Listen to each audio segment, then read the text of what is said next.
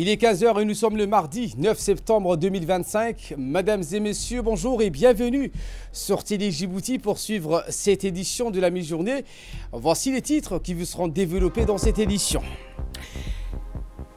À Addis Abeba, pour commencer, où le chef de l'État assiste à l'ouverture du deuxième sommet africain sur le climat, aux côtés de plusieurs chefs d'État et de gouvernement des pays africains.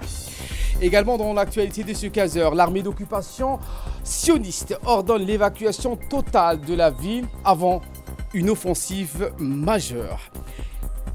Voilà pour le sommaire. Merci si vous nous rejoignez sur Télé Djibouti. Passons au développement avec l'ouverture du deuxième sommet africain sur le climat. Le président de la République et président en exercice de l'IGAD, M. Ismaël Marguelé, a pris part au deuxième sommet africain sur le climat qui s'est ouvert hier au centre de conférence internationale d'Addis Abeba en Éthiopie.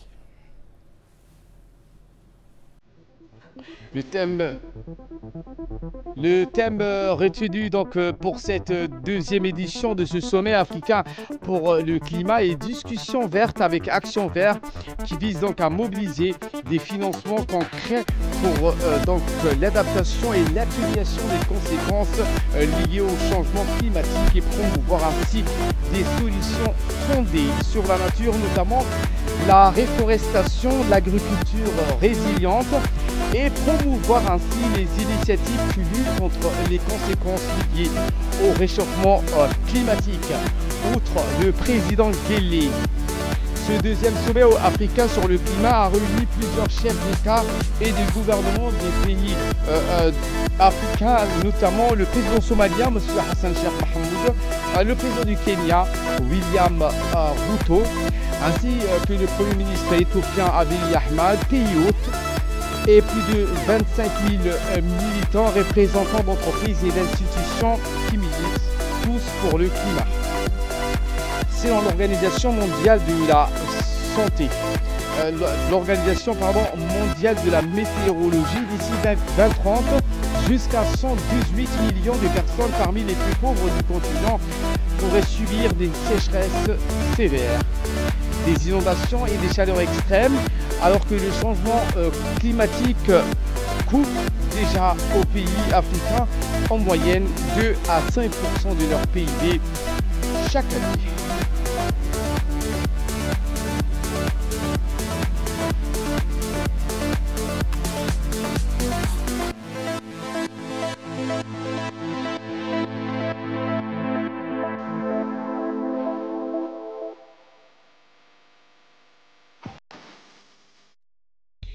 Eh bien, dans un discours prononcé pour l'occasion de ce sommet, le chef de l'État, Ismaël Marguelé, a mis à profit les mesures et initiatives globales entérinées à Djibouti. Voici donc la première partie de l'intervention du président de la République lors de ce deuxième sommet sur le climat en Afrique. Excellences, mesdames et messieurs,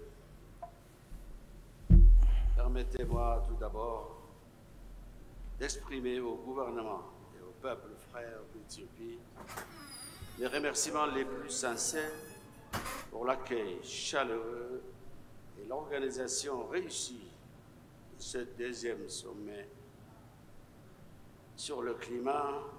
J'adresse également mes remerciements à la Commission de l'Union africaine pour son engagement constant pour la cause climatique.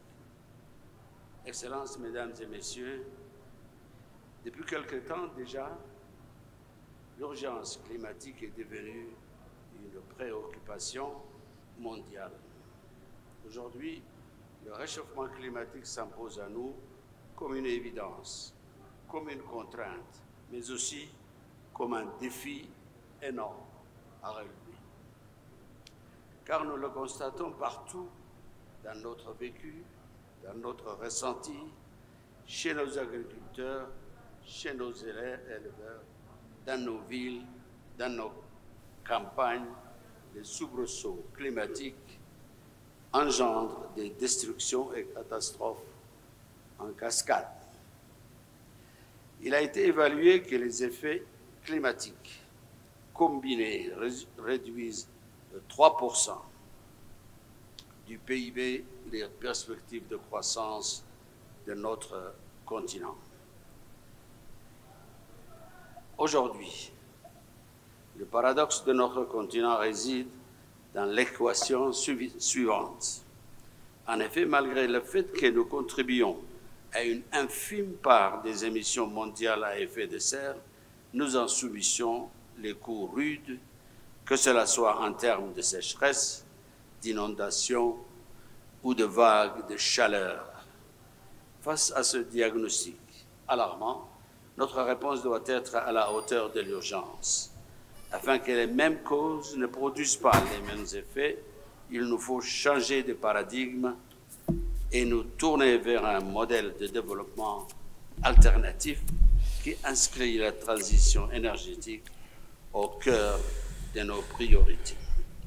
Mesdames et messieurs, aujourd'hui, notre continent poursuit un double objectif, celui de l'adaptation et de l'atténuation, inscrit à l'agenda 2063 de l'Union africaine, mais aussi dans des cadres multilatéraux, notamment l'accord de Paris sur le climat. Dans l'immédiat, l'urgence appelle à la mise en place d'une stratégie d'adaptation. Cela se passe notamment par la restauration des écosystèmes dégradés, mais aussi par des investissements dans le développement social des communautés vulnérables. Dans la seconde partie de l'intervention du président de la République, M. Ismaël Marguerite Guelleh a indiqué que notre pays a mis en place des mesures, notamment la Sovereign Carbon Agency, qui est basée donc sur le principe pollueur-payeur. Et cela vise, a-t-il indiqué, de transformer en projet d'adaptation pour les communautés impactées par le réchauffement climatique et générer ainsi des revenus qui vont permettre de créer des conditions favorables pour le financement des petits projets destinés aux populations vulnérables. Voici les propos du président de la République. Je voudrais partager avec vous l'expertise de mon pays avec la mise en place de la Sovereign Carbon Agency.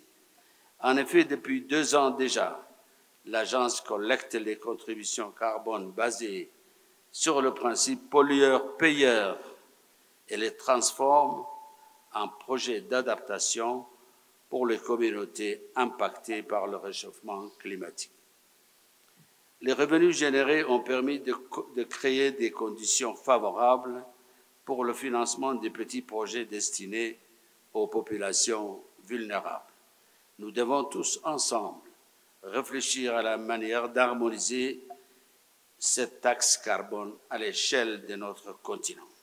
Cela pourrait maximiser les financements pour l'adaptation, promouvoir une transition énergétique équitable, renforcer la coopération régionale et donner au continent une voix plus forte sur la scène internationale.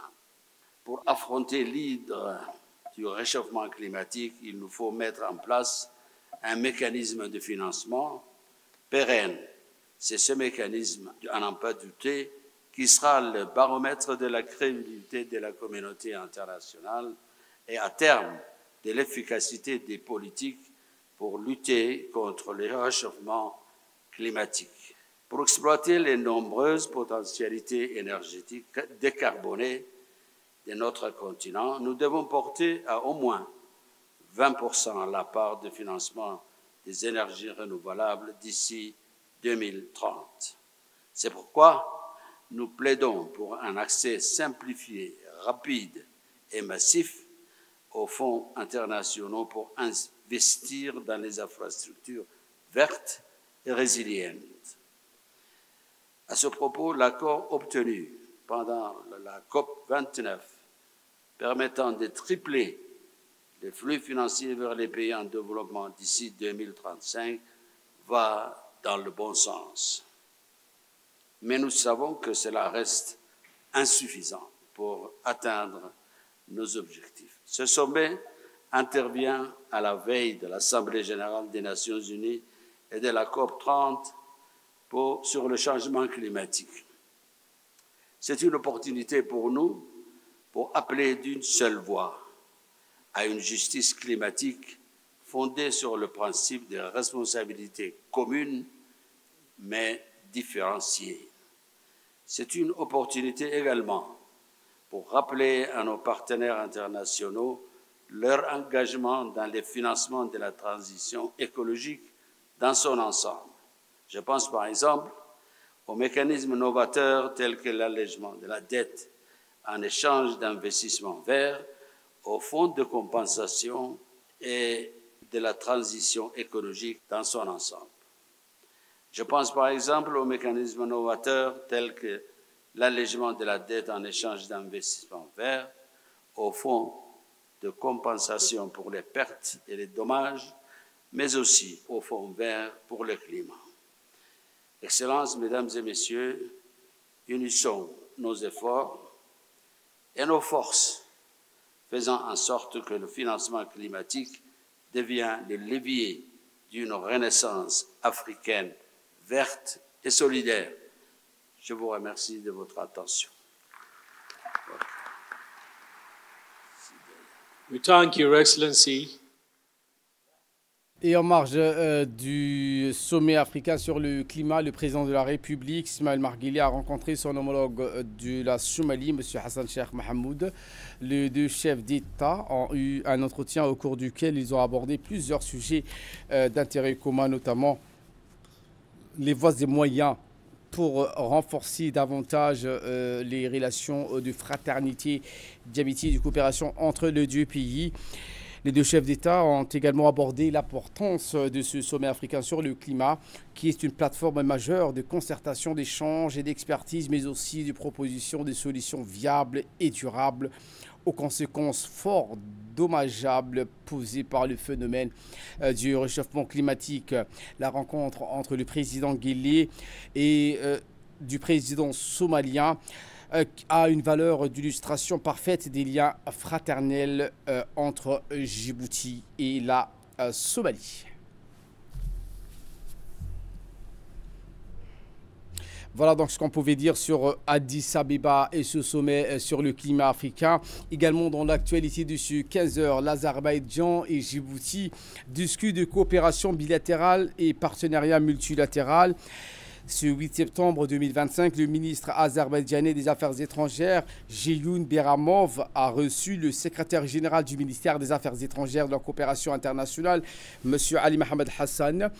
Lors de la rencontre, les perspectives de coopération bilatérale entre les deux pays ainsi que les questions de partenariat multilatéral ont été abordées.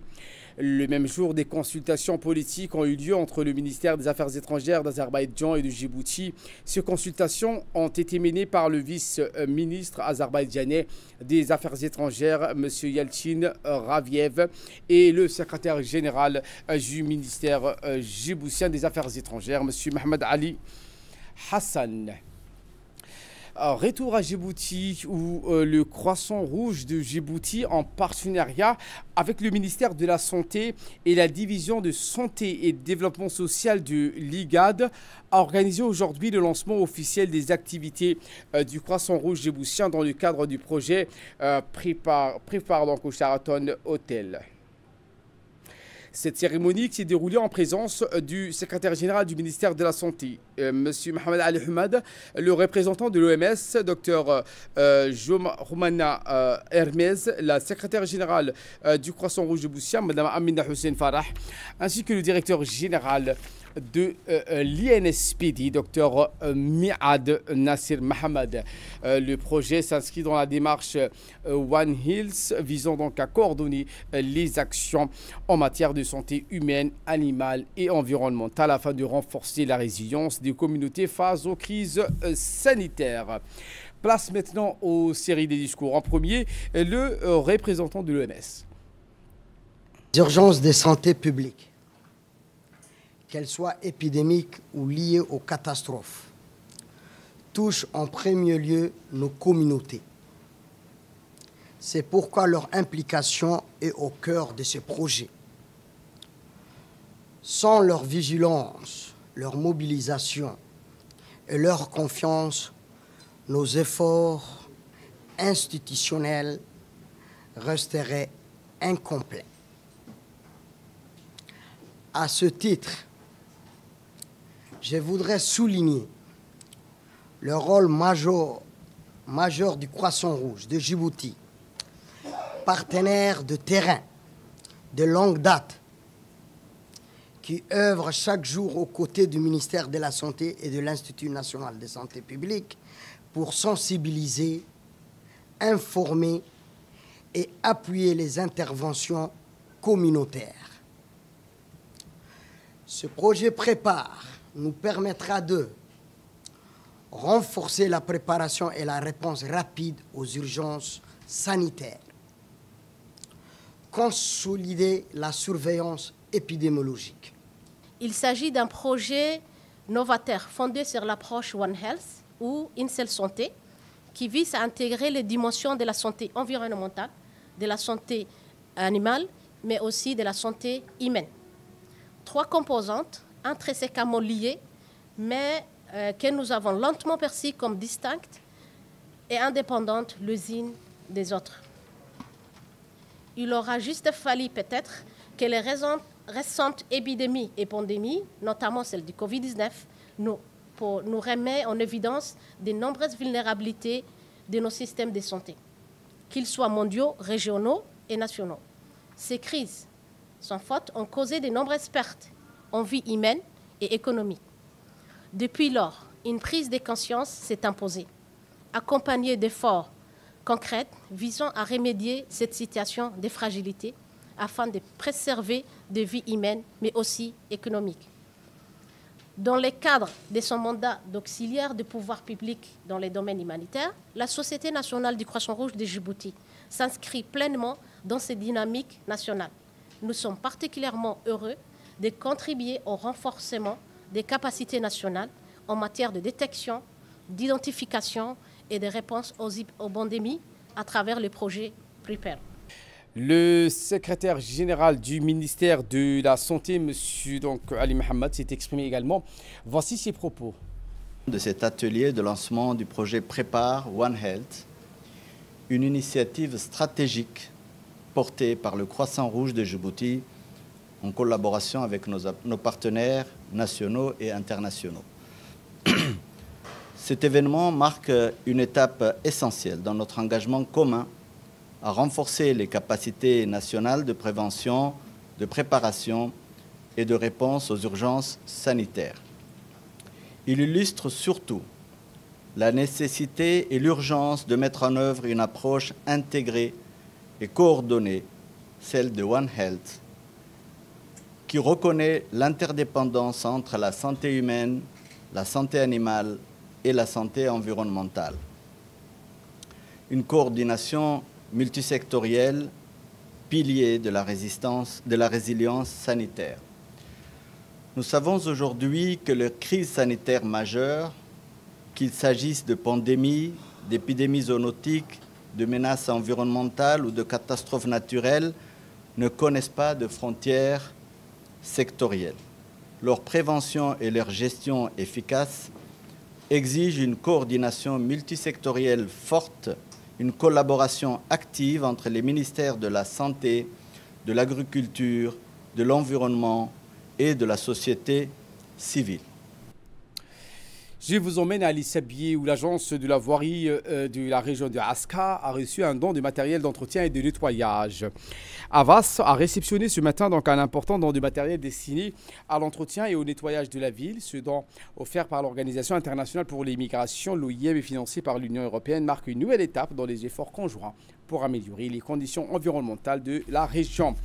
Une cérémonie de remise officielle s'est tenue dans les locaux de l'Avas, l'agence de la voirie d'Alisabié, en présence de plusieurs personnalités locales et internationales. Parmi les invités d'honneur figuraient Mme Saïda Wabri Assoué, préfète adjointe d'Alisabié, M. Nouh Saïd Geldoun, vice-président du conseil régional, et M. Ali Farah Jama, directeur de l'Avas, ainsi que Mme Bianca Manakorda, chargée de programme de l'OIM, Mme Eleni Zerzlidou, chargée des migrations et la délégation de l'Union européenne à Djibouti auprès de l'IGAD.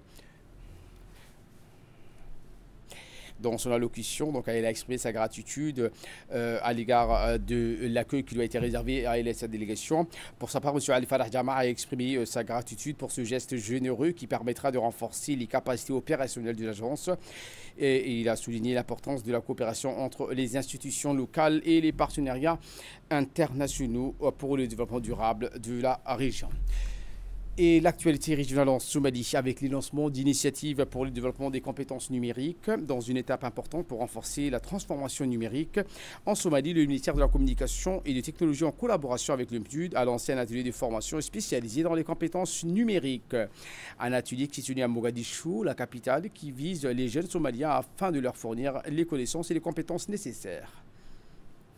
En nouvelle du monde à Gaza, l'armée sioniste a ordonné l'évacuation totale de la ville avant une offensive majeure.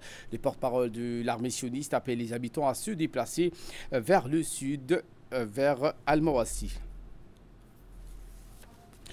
L'armée israélienne a émis ce ultimatum aujourd'hui, un nouvel ordre d'évacuation pour les habitants du Gaza dans la matinée de mardi et a averti une attaque majeure dans le cadre d'un plan d'occupation.